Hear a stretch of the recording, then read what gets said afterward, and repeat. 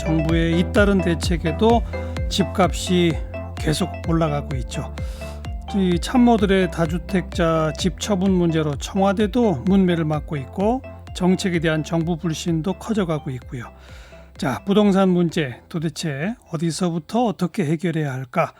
지금 논란이 되고 있는 그 고위공직자 부동산 백지 신탁제를 실시하자 이런 주장을 포함해서 아주 근본적이고 강력한 부동산 대책을 오래전부터 주장해온 분이죠. 이재명 경기도지사를 오늘 스튜디오에 초대했습니다. 어서 오십시오. 네, 반갑습니다. 네. 왜 이렇게 올라요?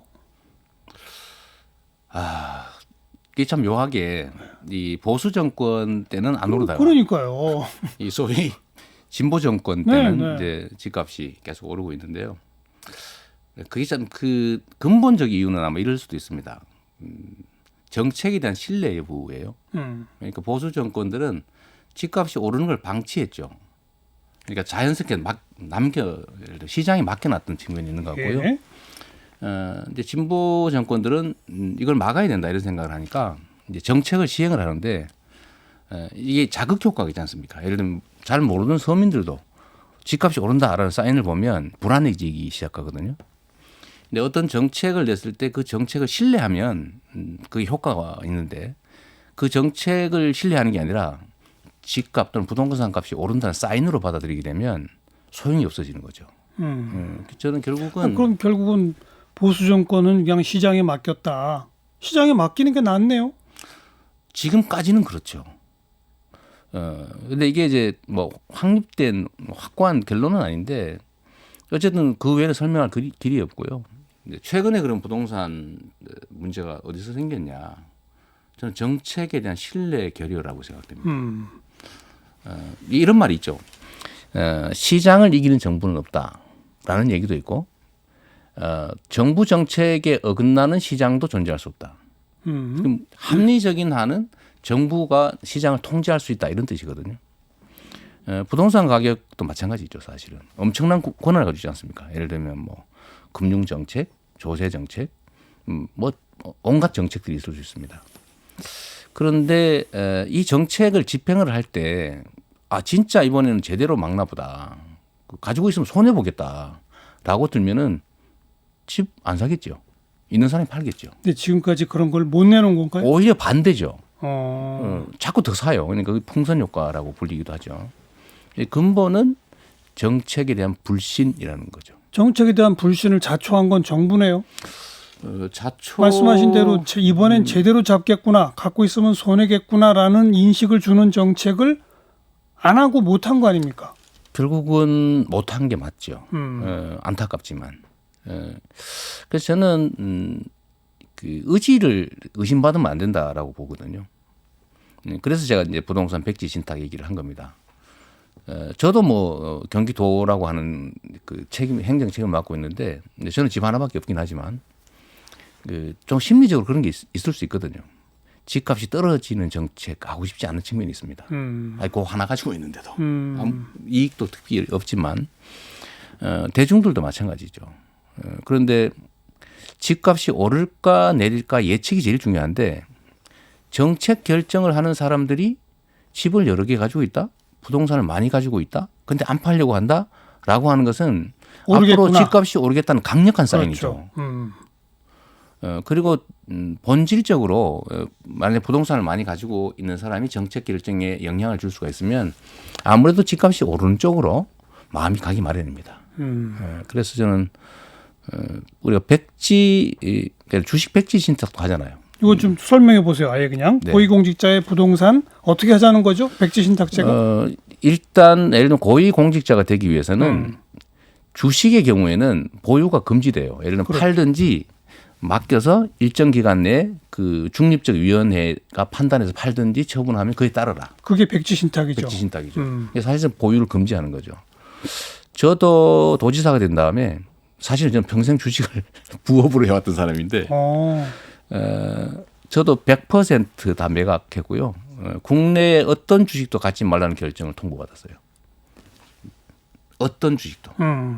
경기도와 관계되어 있지 않더라도. 예. 그건 영향을 미칠 수 있기 때문이죠. 그럼 부동산의 경우는 더 영향을 미치기가 쉽죠. 그럼 어떻게 한다는 거죠? 고위공직자가 되기 위해서는 일정 기준은 이제 합의로 정하면 되고요. 그 이상의 직책이 되기 위해서는 직책을 맡기 위해서는 실주거용이나 필수적인 부동산이 있을 수가 있습니다. 뭐 가족들이 무슨 영업을 하고 있는 상가의 부지라든지 이런 거. 이런 필수적인 걸 뺀 나머지 투자 또는 투기용 부동산은 일정 기간 내에 팔든지 아니면 백지 신탁을 해서 위원회에서 처분 여부를 마음대로 결정할 수 있게. 이게 부동산에 대해서 혜택을 받을 수 없게 만들어주는 거죠. 이렇게 하면 부동산 정책 자체를 오르는 쪽으로 베팅할 필요가 없어지죠. 그래서 부동산 정책이 매우 중립적으로 만들어줄 수 있는 이점이 하나 있고 네. 두 번째는 이제 이 정책 결정에 대해서 대중들이 신뢰를 갖게 되죠. 근데 그 지금 뭐 청와대의 다주택 보유자들 뭐 한 달 내에 팔아라 뭐 이런 얘기들 나오고 그러는데 솔직히 정책을 제대로 해야지 그 집 몇 채 판다고 부동산 값이 잡히겠느냐 이렇게 또 하는 목소리도 있잖아요. 그렇습니다. 마찬가지로 고위공직자 부동산 백지 신탁한다고 그게 정말 시장에 큰 영향을 미치나? 그보다는 정책을 제대로 해야지 이런 말은 어떻게 보세요? 인간이 만든 모든 문제는 인간이 해결할 수 있고요. 정책은 사실은 연구해서 새로 만들어내야 되는 게 아니라 있는 것들 중에 잘 골라 쓰면 됩니다. 이건 무슨 연구해야 되는 게 아니거든요. 방법은 얼마든지 있습니다. 얼마나 의지가 강하냐. 그래서 정책을 잘 만드는 거는 전 나름대로 보면 잘 만들어 왔다고 봐요. 그런데 대중들이 안 믿는다는 거죠. 믿게 만들어야 된다. 그런데 지금 청와대에서 1가구 1주택 이상 실거주용 1가구 외에는 1주택 외에는 팔아라 라고 하는데 안 팔잖아요. 네. 그 국회의원들도 2주택 이상 팔기로 각서를 썼다는데 아직 안 팔고 팔았는지 있죠. 안 팔았는지 알 수가 없는데 안 팔았을 가능성이 많죠. 결국은 정책 결정에 참여하는 거의 대부분의 사람들이 집값이 올라서 이익을 볼 거라고 예상하고 있는 게 100% 확실한데 그 단계에서 아무리 좋은 정책을 만든들 그 정책을 믿을 리가 없죠. 출발이 정책에 대한 신뢰를 회복하는 것이다. 알겠습니다. 그 중에 하나는 부동산에 대해서 그 소유를 제한하는. 고위공직을 하려면 고위공직을 하시고 그냥 부동산에서 돈 버시려면 사업을 하시고 두 가지 다 하려니까 생기는 문제죠. 그거를 백지 신탁제로 풀어주면 정책에 대한 기본 신뢰가 출발선에 선다. 하나의 방법이죠. 근데 이거 자, 그게 하나고 그 다음에 아까 말씀하신 부동산 이번에는 확실히 잡겠구나. 네. 갖고 있으면 손해겠구나라는 분명한 사인을 줄 수 있는 정책을 해야 되잖아요. 그렇습니다. 뭡니까 그건? 지금 일단은 방향을 잘 잡은 것 같아요. 다주택자에 대한 규제를 강화하겠다. 이제 지금은 주로 종부세 강화 얘기만 나오는데요. 종부세만 가지고는 되지 않을 거고 일단은 소유와 그러니까 이게 과연 투자 수단이냐, 투기 수단이냐, 아니면 주거용이냐. 주택은 기본적으로 주거용이어야 되거든요. 주거용 외에 가지고 있는 즉 1가구 1주택이라도 주거용이 아니라 투자용으로 가지고 있는 데 대해서는요. 취득이나 아니면 유지나 처분할 때 생기는 이익들, 부담들을 최대한 늘리고 이익을 최소화해야 됩니다. 우리가 생활 필수품에 대해서는 세금을 많이 깎아주는데 사치품이라든지 투자 자산에 대해서는 세금이 많지 않습니까? 집도 마찬가지죠. 집도 명확하게 실제 거주용일 경우에는 자꾸 부담을 자꾸 늘리지 말고 비싸다고 자꾸 부담 늘리고 그러지 말고요. 여러 개를 가지고 있어서 이거를 돈벌이용으로 가지고 있을 때에는 그에 대해서 금융 지원도 제한하고 예를 들어 돈을 못 빌리게 해야죠. 예. 또는 보유세를 많이 올려서 부담을 늘리고 양도에서 생기는 이익은 그냥 아무것도 안 하면 불로소득이니까 그 부분에 대해서는 중과세를 해야 되는데 현재는 오히려 임대주택 사업자들에 대해서 혜택을 줘왔죠. 혜택을 조금만 준 게 아니고 그러니까요. 취득세도 깎아주고 예. 보유세도 깎아주고 예. 양도세도 깎아주고 집 사기 쉽도록 대출도 일반 주택에 비해서 2배 가까이 해주고 이렇다 보니까 시장의 집이 다 매점 매석되고 있는 꼴입니다. 그럼 그 한마디로 지금 기존에 부여되어 있는 임대사업자에 대한 각종 혜택을 철폐하라? 철폐하는 게 당연하고요. 근데 문제는 이제 지금 당장 하면 반발이 있으니까 이게 정책이 책상에서 나오면 그런 문제가 생겨요. 근데 저는 이걸 제한을 하는데 지금 당장 하면 안 됩니다. 그럼 계속 가지고 있겠죠. 언젠가 정책이 발하기를 기대하면서 이러면 안 되거든요.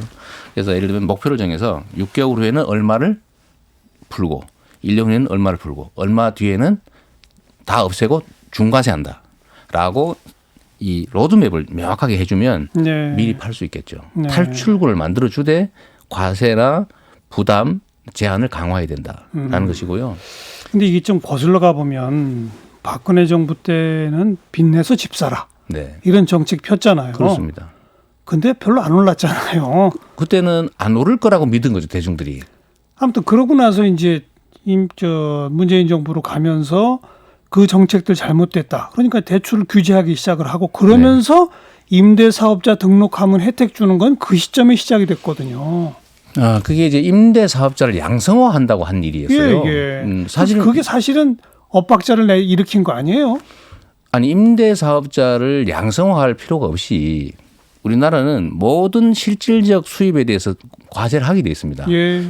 등록을 하든 안 하든 세금 이익을 보면 세금을 내야 되거든요.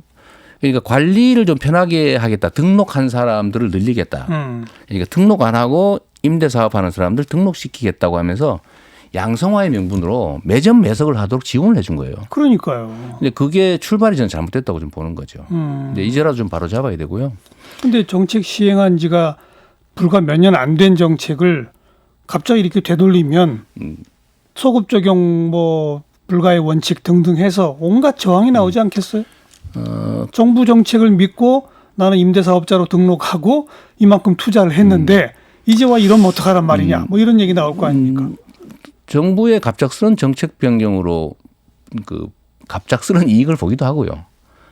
이거는 손해를 보게 하는 것은 아니고 이익을 줄이는 것이기 때문에 저는 충분히 수인 가능하다고 보고 아까 말씀드렸던 것처럼 갑자기 시행하면 안 되고요.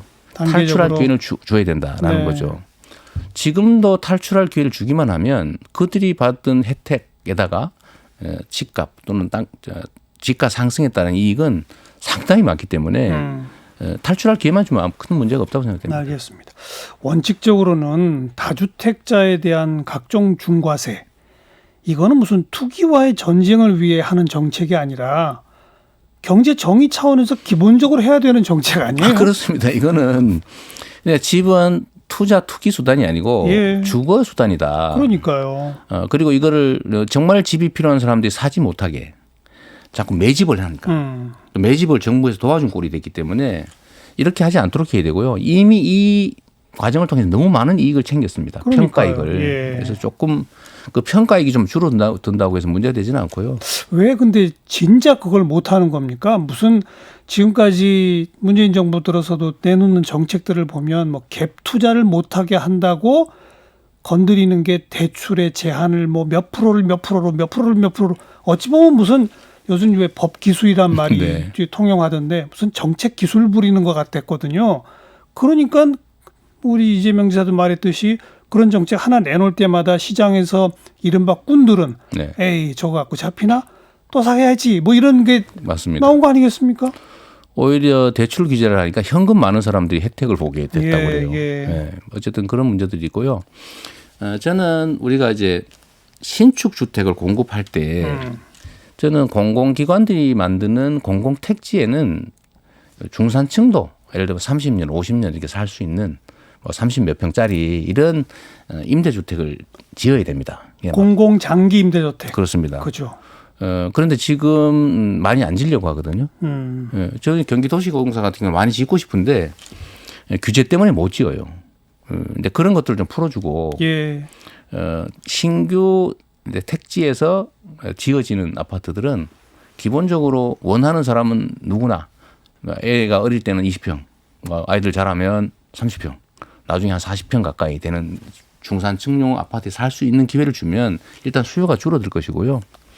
두 번째는 임대 사업은 잠깐만요. 그 첫 번째 말씀하신 게 이름을 붙이자면 뭐가 되는 거예요? 장기 공공 임대주택입니다. 그것의 대폭 확충이죠. 그렇습니다. 그 임대주택의 질을 올려줘야 돼요. 그 김상조 정책실장 여기 왔을 때 제가 대놓고 문재인 정부도 부동산 건설 정책을 경기 부양 효과로 안 쓴다고 해놓고 쓰는 거 아니냐.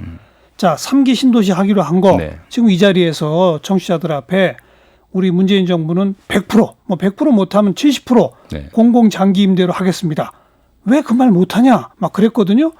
했더니 끝내 답은 못 하더라고요. 그게 이제 분양 수요 때문에 그렇다는 겁니다. 예를 들면 네. 분양 받기 위해서 기다리는 사람이 많아서 일부는 해줘야 된다라는 생각을 하는데요.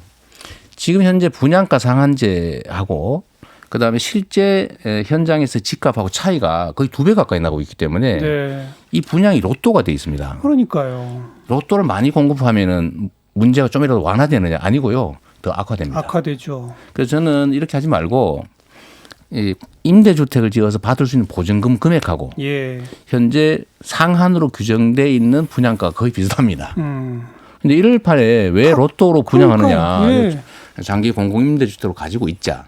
우선 3기 신도시 100% 해라. 동의하세요? 저는 할 수 있는 한 100%는 어려울 거예요. 왜냐하면 이미 대기자가 있기 때문에 그래, 70%? 저는 무조건 50% 이상은 해야 된다는 게 제 주장이었고요. 예. 할 수 있다면 7, 80% 하는 게 맞다고 봐요. 알겠습니다. 문제는 자, 지금 그게 쭉 재정 나온- 문제가 있어요. 이게 나온 게 고위공직자 부동산 백지 신탁, 그다음에 다주택자에 대한 각종 금융 조세, 금융 조세 각종 강화. 규제, 예. 또 임대주택 장기 사업자에 대한 공공임대주택 공급 확대. 장기 공공임대주택 공공 확대. 확대. 그리고 아까 얘기 나왔던 임대주택 그 사업자로 등록돼 있는 분들에 대한 여러 가지 특혜를 단계적으로 폐지. 네. 예. 예측 가능하게. 이렇게 네 가지입니까? 네, 그 정도 하면 지금 임대 사업자들이 가지고 있는 주택이 한 160만 채 정도 되나 봐요. 예. 그러면 이게 신도시 100만 세대짜리 2개 짓는 거하고 똑같은 효과가 있습니다. 알겠습니다. 사실은 지금 말씀하신 거 다 아까 얘기도 나왔습니다만 정책이 없었던 걸 연구해야 되는 게 아니고 다 알던 거예요. 그렇습니다. 솔직히 문재인 정부도 의지가 약했던 거 아니에요? 저는 뭐 경기 살리는 목표가 있었던 거 아닙니까? 저는 대통령께서는 아니었던 것 같아요. 국토부는 국토부는 이걸 분양을 해야 된다는 생각이 강했던 것 같습니다. 저는 국토부하고 우리 경기도시공사 대화에 제가 많이 참여했는데요. 예. 제가 계속 주장한 게 앞으로 새로 짓는 아파트는 다 장기 공공 임대로 갑시다. 비율을 좀 올리자. 지금 35% 이렇게 된 것도 저희가 막 우겨서 그렇게 된 거예요. 이것도 대폭 늘리자고 하는데 관료들이 잘 동의를 하지 않는 것 같습니다. 거기를 빨리 넘어서야 되는데요. 그렇습니다. 이 나라의 실제 정책 결정은 관료들이 관료들이 하거든요. 참. 그건 하나의 세력이기 때문에 쉽게 알겠습니다. 넘어서기 어렵습니다. 대법원 판결 언제 내려져요? 저도 궁금합니다. 이미 심리는 끝냈다는 거잖아요. 뭐 그랬다는 거예요. 그런데 언제 할지는 저도 좀 알면 가르쳐 주십시오. 윤석열 검찰총장 질문은 제가 하면 답 안 하시겠다고요? 그래서 제가 아는 게 별로 없어요. 일단 관심이 적어서요. 왜 관심이 없으세요? 저는 그거보다는 우리 도민들의 삶의 관계 예, 때문에 알겠습니다. 도정을 하기도 진짜 바쁘거든요. 윤석열 총장이 혹시 저쪽 당의 대선 후보 될까요? 저는 작년쯤에 그럴 가능성이 있다고 공개적으로 얘기했던 사람이에요. 그럼 지금도 앞으로도 계속 지금 현재 상태가 계속되면 점점 가능성이 커지겠죠. 저는 그렇게 생각이 됩니다. 본인의 의지도 섞여 있다고 보세요? 그건 전혀 모르겠습니다. 모르겠고 이 대선 후보 논의는 사실 본인이 원해서 되는 것도 아니고 피한다고 피할 수 있는 것도 아닌 것 같아요. 그건 누구나 마찬가지 같습니다. 정확하게 잘 모르겠네요. 그러나 아무튼 지금 이 상황이 지속된다면 저쪽 진영에서는 윤석열 이름은 점점 커질 것이다. 그럴 것 같습니다. 오늘은 여기까지만. 감사합니다. 이재명 경기지사 고맙습니다. 네, 감사합니다.